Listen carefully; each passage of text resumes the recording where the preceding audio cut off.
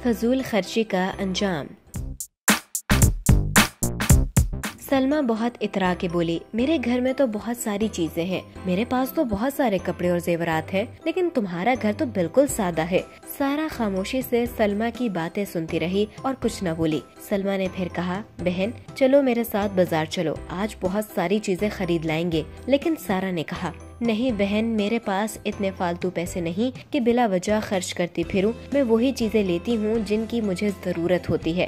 जिस वक्त सलमा और सारा ये बातें कर रही थी, उस वक्त एक परी ऊपर से गुजर रही थी। वो उनकी बातें सुनने लगी। परी को भी सलमा की बातें बहुत बुरी लगी। परी ने सोचा कि सलमा को फजूल खर्ची की सजा तो मिलनी चाहिए।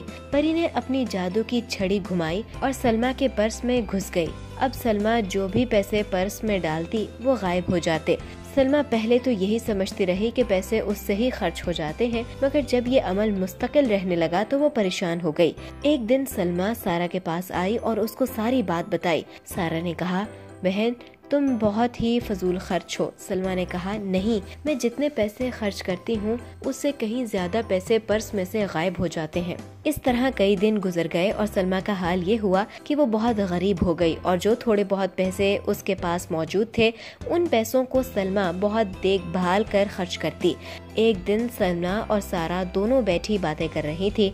सलमा ने कहा, अब तो मैं भी बहुत देखभाल के खर्च करती हूँ। सारा ने पूछा, तो इससे तुम्हें क्या फायदा हुआ? सलमा ने कहा, अब मैं बहुत खुश और सुकून से हूँ।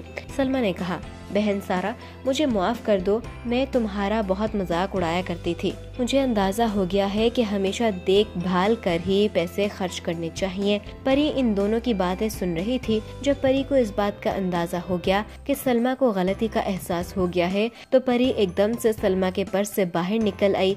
परी को देखकर पहले तो सलमा और सारा डर गईं, लेकिन जब परी ने उनसे बातें की तो उन दोनों को बहुत अच्छा लगा। सलमा ने कहा, बहन परी तुम मेरे पर्स में रहती हो?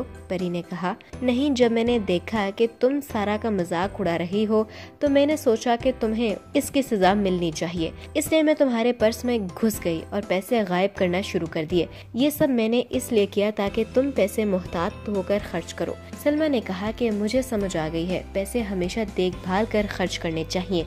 परी ने कहा, शाबाश, तुमने बहुत अच्छी बात सीखी। परी ने सलमा के सारे पैसे वापस कर दिए। इस तरह सलमा को भी अच्छा सबक मिला। प्यारे बच्चों, हमें चाहिए कि हम बहुत एहतियात से पैसे खर्च करें और ऐसी चीजें ना खरीदें जिनकी जरूरत ना हो।